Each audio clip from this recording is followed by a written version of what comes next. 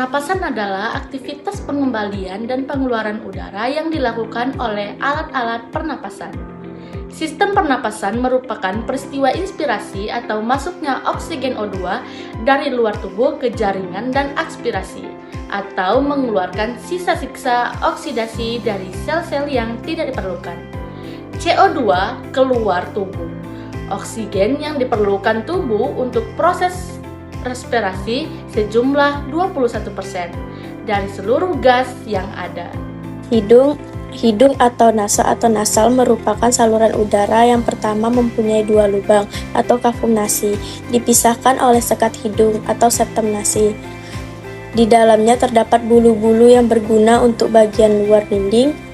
Luar terdiri dari kulit lapisan, tengah terdiri dari otot-otot dan tulang rawan lapisan, dalam terdiri dari selaput lendir yang dinamakan karang hidung atau concha nasalis yang berjumlah 3. Pertama, concha nasalis superior atau atas, kedua, concha nasalis media atau tengah, ketiga, concha nasalis inferior atau bawah.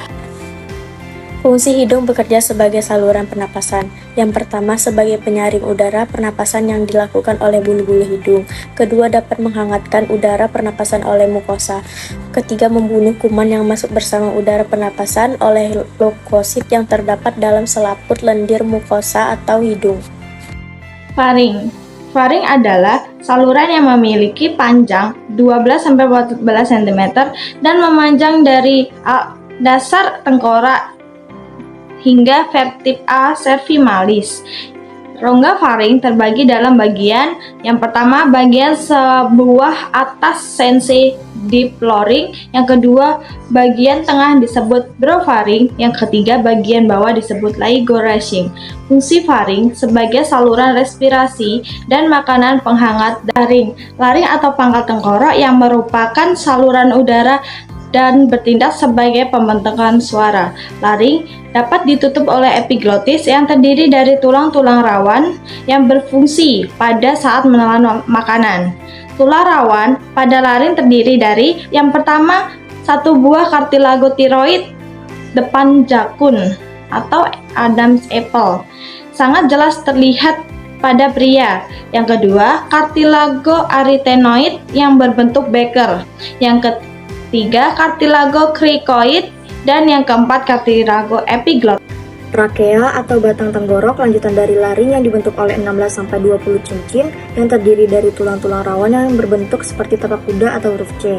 Sebelah dalam diliputi oleh selaput lendir yang berbulu getar yang disebut sel bersilia. Panjang trakea 10-11 cm dan di belakang terdiri dari jaringan ikat yang dilapisi oleh otot polos. Karina, ke cincin trakea yang paling bawah meluas ke inferior dan posterior di antara bronkus utama kanan dan kiri membentuk sekat yang lancip di sebelah dalam. Bronkus. Cabang utama trakea disebut bronki primer atau bronki utama. Terdapat perbedaan antara bronkus kanan dan kiri, yaitu bronkus kanan lebih pendek daripada bronkus kiri, bronkus kanan lebih lebar daripada bronkus kiri, bronkus kanan lebih segaris dengan trakea, sedangkan bronkus kiri lebih objektif. Bronkiolus. Bronkiolus merupakan cabang-cabang kecil dari bronkus. Pada ujung-ujung bronkiolus terdapat gelembung-gelembung yang sangat kecil dan berdinding tipis yang disebut alveolus. Bronkus kanan bercabang menjadi 3 bronkiolus, sedangkan bronkus kiri bercabang menjadi 2 bronkiolus. Alveolus adalah kantung udara kecil di paru-paru yang berfungsi sebagai tempat pertukaran gas antara udara dan darah. Di alveolus terjadi proses difusi gas antara oksigen yang masuk ke dalam darah dan karbon dioksida yang keluar dari darah.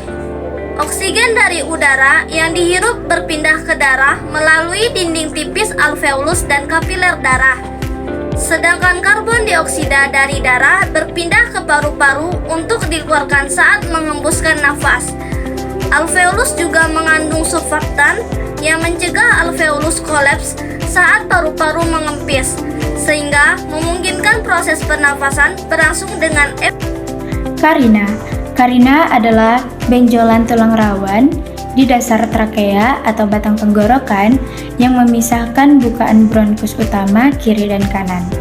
Adapun fungsi dari karina sendiri ialah sebagai titik percabangan dan area sensitif yang memicu refleks batuk ketika ada benda asing, sehingga mencegahnya masuk ke dalam paru-paru. Karina sendiri terletak setinggi vertebra toraks keempat dan kelima. Pleura adalah selaput atau membran tipis berlapis ganda yang melapisi paru-paru bagian dalam rongga dada. Berfungsi sebagai pelumas untuk memfasilitasi gerakan paru-paru saat bernapas. Pleura terdiri dari dua lapisan. Yang pertama, pleura visceral yang membungkus paru-paru dan pleura parietal yang melapisi dinding rongga dada. Di antara kedua lapisan ini terdapat ruang tipis yang disebut rongga pleura dan terisi sedikit cairan. Fungsi pleura adalah melumasi paru-paru. Cairan pleura di antara kedua lapisan berfungsi sebagai pelumas, mengurangi gesekan antara paru-paru dan dinding dada saat bernafas. Paru-paru. Paru-paru adalah organ ekskresi pada manusia yang berfungsi untuk mengeluarkan gas sisa dari pernapasan. Paru-paru yang terletak di kanan dan kiri rongga dada yang masing-masing memiliki 3 lobus kanan dan 2 lobus pada bagian kiri. Paru-paru kanan terdiri dari 3 lobus. Pertama, lobus pulmo dextra superior 1, kedua lobus pulma dextra media 2, ketiga lobus pulma dextra inferior 3. Paru kiri terdiri dari 2 lobus. Pertama, lobus pulmo sinistra superior, kedua lobus pulmo sinistra inferior. Selaput tipis yang melapisi paru-paru disebut dengan pleura. Pleura mempunyai 2 lapisan. Lapisan paling luar disebut dengan pleura parietalis dan lapisan dalam disebut pleura visceralis. Kedua lapisan tersebut membentuk suatu ruangan yang disebut cavum pleura. Cairan yang diproduksi pleura berfungsi sebagai pelumas yang membantu kelancaran paru-paru ketika bernapas. Otot respirasi adalah otot utama yang digunakan saat bernapas normal. Dalam keadaan tenang adalah otot interkosta dan otot diafragma. Otot interkosta terdiri atas 11 pasang yang berada di ruangan antara 12 pasang iga. Otot diafragma berbentuk kubah yang memisahkan rongga toraks dan abdomen. Saat otot diafragma berelaksi, tendon sacral berada pada vertebra torasik ke-8. Saat otot diafragma berkontraksi, serat otot memendek dan tendon sacral tertarik ke bawah hingga vertebra tertarik ke 9. Mekanisme pernapasan pada manusia. Pernapasan terjadi melalui 2 mekanisme. 1. Pernapasan dada terjadi karena gerakan tulang rusuk oleh otot-otot antar interkostalis. 2. Pernapasan perut karena gerakan otot diafragma. Pernapasan dada, inspirasi otot antar rusuk luar, kontraksi rongga dada membesar, udara masuk. 2. Eksplorasi, otot antar rusuk dalam kontraksi rongga dada mengecil, udara keluar. Pernapasan perut, inspirasi diafragma, kontraksi dan mendatar, rongga dada membesar, udara masuk. Ekspirasi diafragma, reaksi dan mencambung, rongga dada mengecil, udara keluar. Dalam pernapasan manusia terdapat 4 volume utama. Yang pertama, volume tidal, yaitu udara saat bernapas biasa. Yang kedua, volume cadangan inspirasi, yaitu udara ekstra yang bisa dihirup. Dan yang ketiga, volume cadangan ekspirasi, yaitu udara ekstra yang bisa dihembuskan. Dan yang terakhir, volume residu, yaitu udara yang tersisa di paru-paru. Volume ini membentuk kapasitas total vital paru-paru, yaitu terbagi menjadi 3: volume tidal, volume cadangan inspirasi, dan volume cadangan ekspirasi. Adapun kapasitas total paru-paru terbagi menjadi 2, yaitu kapasitas total dan volume residu. Adapun jenis-jenis volume terbagi menjadi 4. Yang pertama bisa disebut dengan singkat VT, VCI, VCA, VR. Adapun kapasitas total terbagi menjadi dua yang bisa disebut dengan singkat juga, yaitu KV, kapasitas vital, KTP, kapasitas total paru-paru.